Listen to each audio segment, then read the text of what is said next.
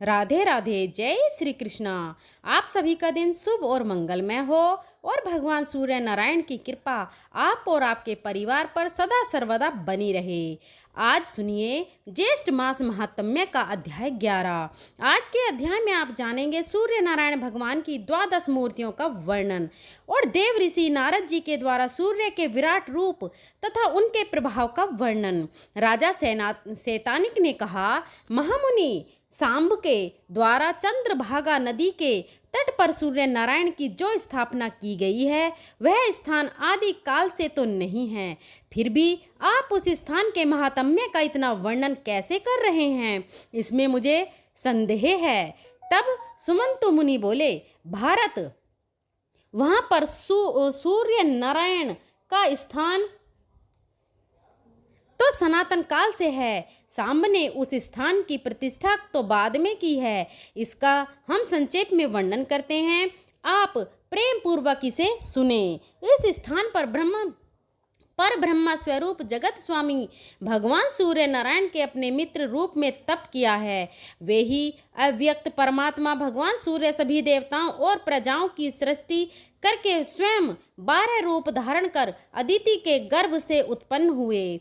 इसी से उनका नाम आदित्य पड़ा। इंद्रधाता, पूजनीय, पर्जनीय, पूषा, त्वष्टा, अर्यमा, भग, विवस्वान, अंशु, विष्णु, वरुण तथा मित्र, यह सूर्य भगवान की द्वादश मूर्तियां हैं।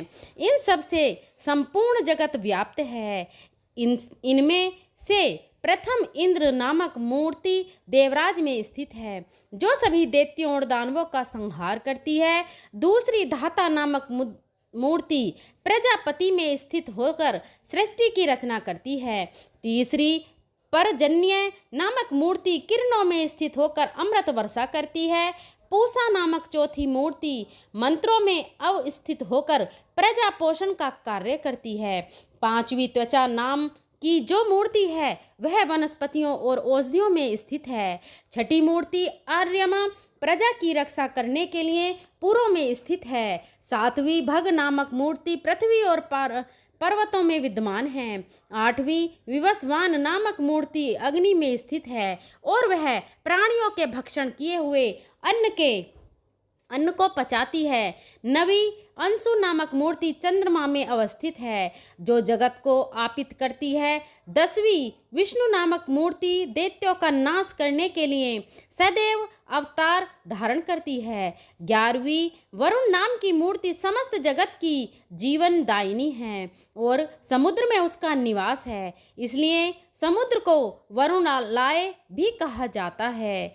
12वीं मित्र नामक मूर्ति जगत का कल्याण करने के लिए चंद्रभागा नदी के तट पर विराजमान है। यहाँ सूर्य नारायण ने मात्र वायुपान करके तप किया है और मित्र रूप से यहाँ पर अवस्थित है, इसलिए इस स्थान को मित्रवन भी कहते हैं। ये अपनी कृपामयी दृष्टि से संसार पर अनुग्रह करते हुए भक्तों को भांति के वर देकर संतुष्ट करते रहते हैं। यह स्थान पुण्यप्रद है। महाबाहो, यहीं पर अंतिम तेजस्वी सांब ने सूर्य नारायण की आराधना करके मनोवांछित फल प्राप्त किया है। उनकी प्रसन्नता और आदेश से सांब ने यहाँ भगवान सूर्य को प्रतिष्ठित किया। जो पुरुष भक्ति पूर्वक सूर्य नारायण को प्रणाम करता है और श्रद्धा भक्ति से उनकी आराधना करता है, वह संपूर्ण पापों से मुक्त होकर सूर्य लोक में निवास करता है। अब जानिए देव ऋषि नारद जी के द्वारा सूर्य के विराट रूप तथा उनके प्रभाव का वर्णन। सुमंतु जी बोले, राजन, भयंकर कुष्ठ रोग का श्राप प्राप्त कर दुखी हुए सांब ने अपने पिता भगवान श्री कृष्ण से पूछा, तात, मेरा यह कष्ट कैसे दूर होगा? कृपया कर इसका उपाय आप बताएं। तब भगवान श्री कृष्ण कहने लगे, वत्स, तुम भगवान सूर्य की आराधना करो, उससे तुम्हारा यह कुष्ठ रोग दूर हो जाएगा। तुम देव ऋषि नारद द्वारा सूर्य नारायण के आराधना विधान की शिक्षा प्राप्त करो। वे प्रसन्न होकर तुम्हें विस्तार से उनकी आराधना का विधान बताएंगे। एक दिन नारद जी द्वारकापुरी में भगवान श्री कृष्ण का दर्शन करने के लिए आए। उसी समय सांब ने अत्यंत विनम्र भाव से जाकर उन्हें प्रणाम किया और हाथ जोड़कर प्रार्थना की, महामनु, मैं आपकी शरण हूँ। आप मेरे ऊपर कृपा कर कोई ऐसा उपाय बताएं जिससे मेरा शरीर कुष्ठ रोग से मुक्त हो सके और मेरा कष्ट दूर हो जाए।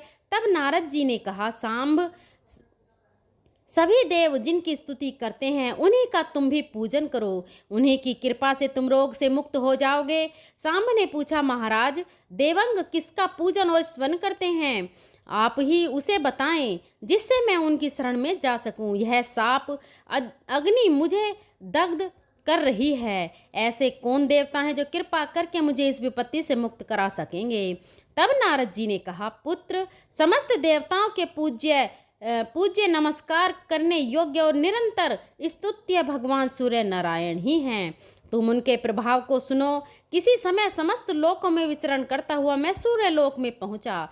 वहां मैंने देखा कि देवता, गंधर्व, नाग, यक्ष, राक्षस और अप्सराएं सूर्य नारायण की सेवा में लगे हुए हैं। गंधर्व गीत गा रहे हैं और अप्सराएं नृत्य कर रही हैं। राक्षस, यक्ष तथा नाग शस्त्र धारण करके उनकी रक्षा के लिए खड़े हैं। ऋग्वेद, यजुर्वेद एवं सामवेद मूर्तिमान स्वरूप धारण करके स्वयं स्तुति कर रहे हैं और ऋषि गण भी वेदों की ऋचाओं से उनका स्तवन कर रहे हैं। मूर्ति रूप में प्रातः, मध्याह्न और सायं काल की तीनों सुंदर रूप वाली संध्याएं हाथ में व्रज तथा वाण धारण किए हुए सूर्य नारायण के चारों ओर स्थित हैं। प्रातः संध्या रक्त वर्ण की है, मध्याह्न संध्या चंद्रमा के समान श्वेत वर्ण की और संध्या सायं मंगल के समान वर्ण वाली है। आदित्य, वसु, रुद्र, मरुद तथा अश्वनी कुमार आदि सभी देवगण तीनों संध्याओं में उन भगवान सूर्य का पूजन करते हैं। इंद्र सदैव वहां खड़े होकर भगवान सूर्य की जय जयकार करते रहे हैं। गरुड़ का ज्येष्ठ भ्राता अरुण उनका सारथी है। वह काल के अवयवों से निर्मित उनके रथ का संचालक है। हरे वर्ण के छंद रूप 7 अश्व उनके रथ में जुटे हुए हैं। रागी और निक्षुभा नाम की 2 पत्नियां उनके दोनों ओर बैठी हैं। सभी देवता हाथ जोड़कर चारों ओर खड़े हैं। पिंगल, लेखक, दंड नायक आदि गण तथा कलमास नामक 2 पक्षी द्वारपाल के रूप में उनकी सेवा में लगे हुए हैं। दिंडी उनके सामने तथा ब्रह्मा आदि सभी देवता उनकी स्तुति कर रहे हैं। भगवान सूर्य नारायण का ऐसा प्रभाव देखकर मैंने सोचा, यही देव हैं जो समस्त देवताओं के पूज्य हैं। सांब, तुम उन्हीं की शरण में जाओ। तब सांब ने पुनः पूछा, महाराज, मैं भली भांति यह जानना चाहता हूँ कि सूर्य नारायण सर्वगत कैसे हैं? उनकी कितनी रश्मियाँ हैं, कितनी मूर्तियाँ हैं? रागी तथा निछुआ नाम की है दोनों भार्याएं कौन हैं? पिंगल, लेखक और दंड नायक वहाँ क्या कार्य करते हैं? कलमास पक्षी कौन हैं? उनके आगे स्थित रहने वाला दिंडी कौन है? और वे कौन कौन देवता हैं जो उनके चतुर्दिंग खड़े रहते हैं? आप इन सब का तत्व अच्छी तरह से वर्णन करें, जिससे मैं भी सूर्य नारायण के प्रभाव को जानकर उनकी शरण में जा सकूं। तब नारद जी ने कहा, सांब, अब मैं सूर्य नारायण के महात्म्य का वर्णन कर रहा हूँ, तुम उसे प्रेम पूर्वक सुनो।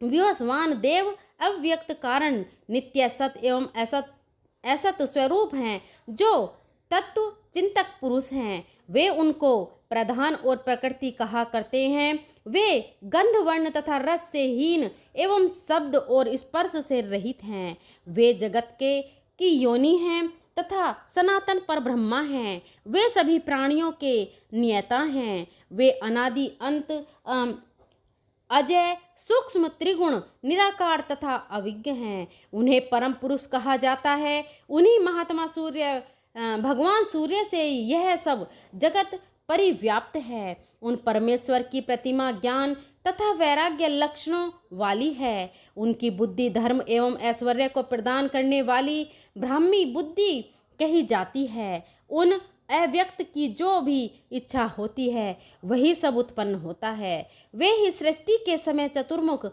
ब्रह्मा बन जाते हैं और प्रलय के समय काल रूप हो जाते हैं।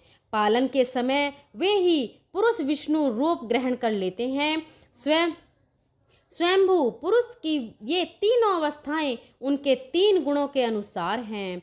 वे आदिदेव होने के कारण आदित्य तथा अजात होने के कारण अज कहे गए हैं।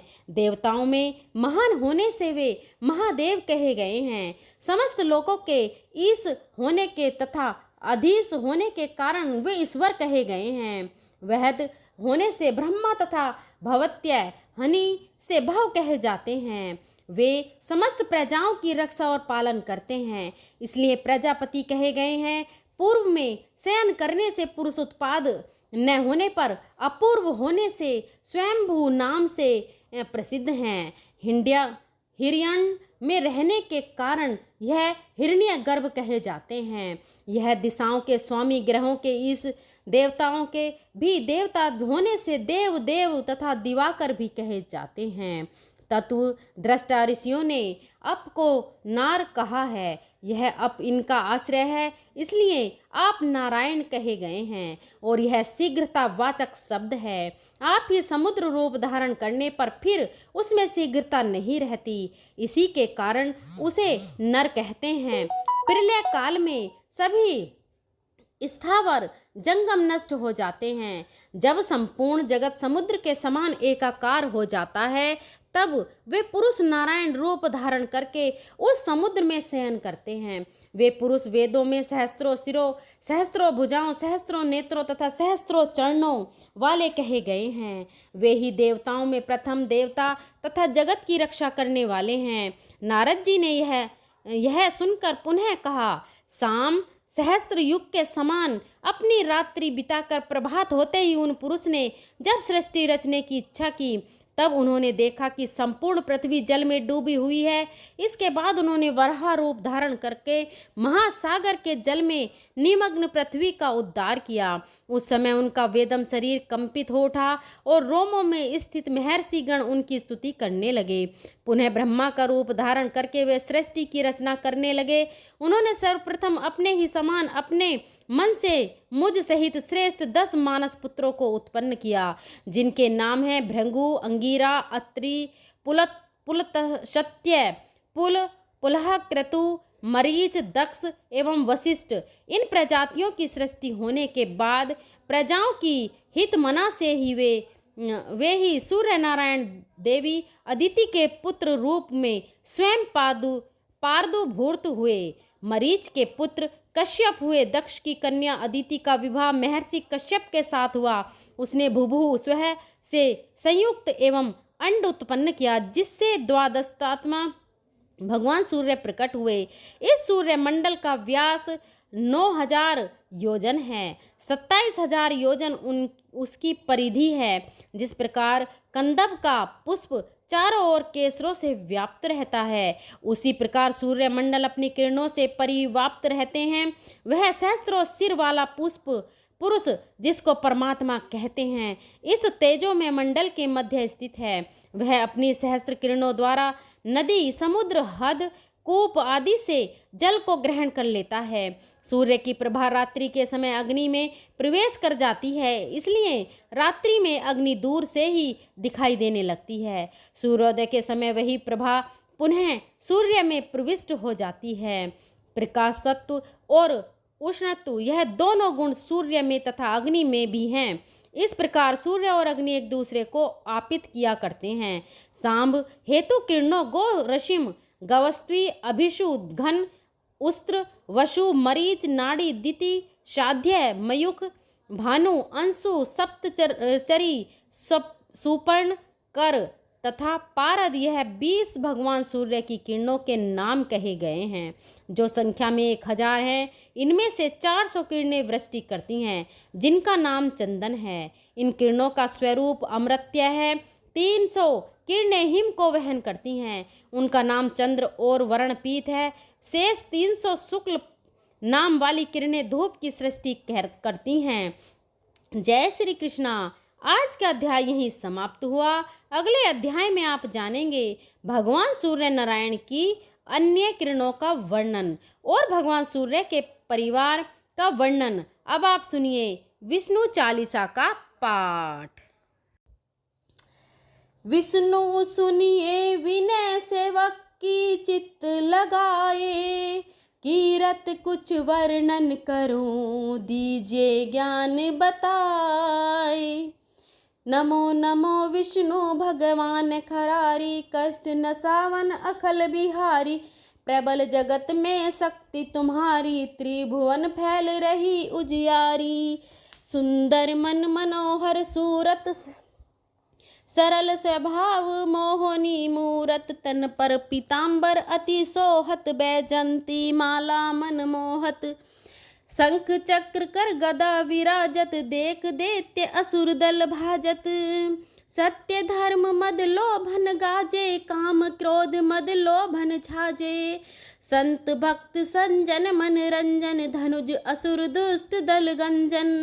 सुख उपजाए कष्ट सब भंजन, दोष मिटाए करत जन सज्जन। पाप काट भव सिंधु उतारण, कष्ट नाश कर भक्त उबारण। करत अनेक रूप प्रभु धारण, केवल आप भक्ति के कारण। धरणी धेनु बन तुम ही पुकारा, तब तुम रूप राम का धारा। भार उतार असुर दल मारा, रावण आदिक को संहारा। आप वराहा रूप बनाया, हिरण्याक्ष को मार गिराया। धर्मस्य तन सिंधु बनाया, चोह रतन को निकलाया। अमलिक असुरन द्वंद मचाया, रूप मोहिनी आप दिखाया। देवों को अमृत पान कराया, असुरन को छवि से बहलाया। कुकुर्म रूप धर सिंधु मजाया, मंद्राचल गिरि तुरंत उठाया। शंकर का तुम फंद छुड़ाया, भस्मासुर को रूप दिखाया। वेदन को जब असुर डुबाया, कर प्रबंध उन्हें ढूंढवाया। मोहित बनकर खलय नचाया, उसी हे कर भस्म कराया। असुर जलंधर अति बलदाई, शंकर से उनकी थी लड़ाई। आर पार शिव सकल बनाई, कीन सती से छल खल जाई। सुमरिन कीन तुम्हें शिवरानी, बतलाई सब विपत कहानी। तब तुम बने मुनीश्वर ज्ञानी, वृंदा की सब सूरत भुलानी। देख तीन धनुज शैतानी, वृंदा आए तुम्हें लपटानी। हो स्पर्श धर्म क्षतिहानि, हना असुर और शिव शैतानी। तुमने ध्रुव प्रहलाद उबारो, हिरण्याक्ष आदि खल को मारो। गणिका और अजामिल तारे, बहुत भक्त भव सिंधु उतारे। हरऊ सकल संताप हमारे, कृपा करऊ हर सिर जनहारे। देखऊ मैं निज दर्शन तुम्हारे, दीप बंधु भक्तन हितकारे। चाहता आपका सेवक दर्शन, करहु दया अपनी मधुसूदन।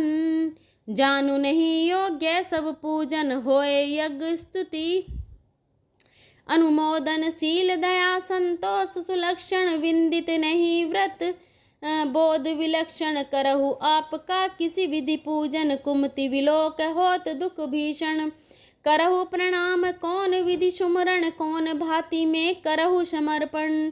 सुरमुनि करत सदा शिवकाई, हर्षत रहत परम गति पाई। दीन दुखिन पर सदा सहाई, निज जन जान ले अपनाई। पाप दोष संताप नसायो, भव बंधन से मुक्त करायो। सुत संपत्ति दे सुख पुजायो, निज चरणन का दास बनायो। निगम सदा ये विनय सुनावे, पढ़े सुने सो जन सुख पावे। श्री विष्णु चालीसा समाप्त होता है। प्रेम से बोलिए भगवान विष्णु और माता लक्ष्मी की जय।